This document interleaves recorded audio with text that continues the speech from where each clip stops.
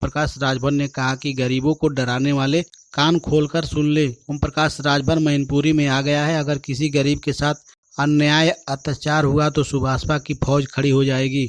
अब सभी दलों को मालूम हो गया कि ओम प्रकाश राजभर यूपी में बड़ी ताकत बन गया है। इस तरह की खबर देखने के लिए चैनल को सब्सक्राइब कर लें और बेल आइकन को भी दबा दें ताकि इस तरह की खबर कभी भी अपलोड हो तो उसकी सूचना आपको तुरंत मिल जाए। सुहेलदेव भारतीय समाज पार्टी की सावधान यात्रा शनिवार को मैनपुरी जिले के भाभत निकट स्थित शिव मंदिर किसनी में आयोजित की गई। इस सावधान यात्रा रैली को संबोधित करते हुए पार्टी के राष्ट्रीय अध्यक्ष ओम प्रकाश राजभर ने कहा कि गरीबों को डराने वाले कान खोलकर सुन ले। ओम प्रकाश राजभर मैनपुरी में आ गया है। अगर किसी गरीब के साथ अन्याय अत्याचार हुआ तो सुभाषपा की फौज खड़ी हो जाएगी।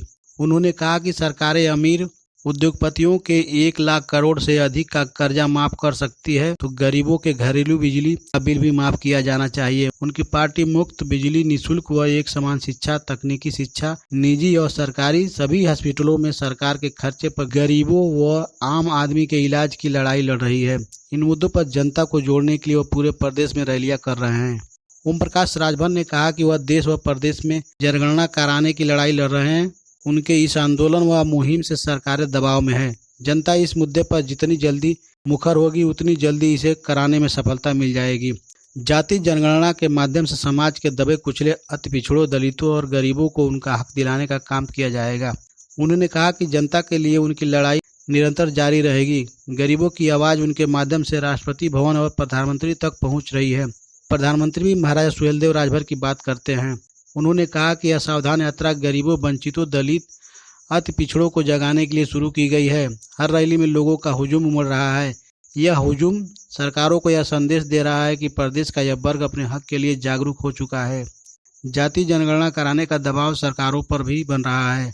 जब तक जातियों की गिनती नहीं होगी तब तक उस जाति को उसका हक नहीं मिलेगा। 1931 में जाति जनगणना हुई थी। यह व्यवस्था संविधान में है कि हर 10 साल में जाति जनगणना होगी, लेकिन नहीं कराई जा रही है। जब तक जाति जनगणना नहीं हो जाएगी तब तक ओम प्रकाश राजभर ऐसे ही बाजा बजाते रहेंगे। इस मुद्दे पर बड़े बड़े पहलवानों को जमीन में दफनाने का काम सुभाषपा करेगी। ओम प्रकाश राजभर ने कहा कि आजादी के 75 साल में पहली बार राजनीति में राजभर, बिंद प्रजापति, अरकुलसी, बहेलिया, बंजारा, खंगार जैसी जातियों की चर्चा हो रही है। अभी तक नाई, गोंड, निषाद, बिंद जैसी जातियों का प्रयोग सिर्फ वोट के लिए राजनीतिक दल करते रहे हैं। यह सावधान यात्रा इन लोगों को जगाने का काम कर रही है। ओम प्रकाश राजभर ने बताया कि यात्रा 26 सितंबर से लखनऊ से चल रही है। यह सावधान यात्रा यूपी के 75 जिलों से होते हुए 27 अक्टूबर को गांधी मैदान पटना में पहुंचेगी, जहां पर सावधान महारैली के बाद सावधान यात्रा का समापन होगा। उन्होंने कहा कि देश में अब सभी दलों को मालूम हो गया कि ओम प्रकाश राजभर यूपी में बड़ी ताकत बन गया है। ओम प्रकाश राजभर जो सदन में बोलते हैं वही सड़क पर बोलते हैं।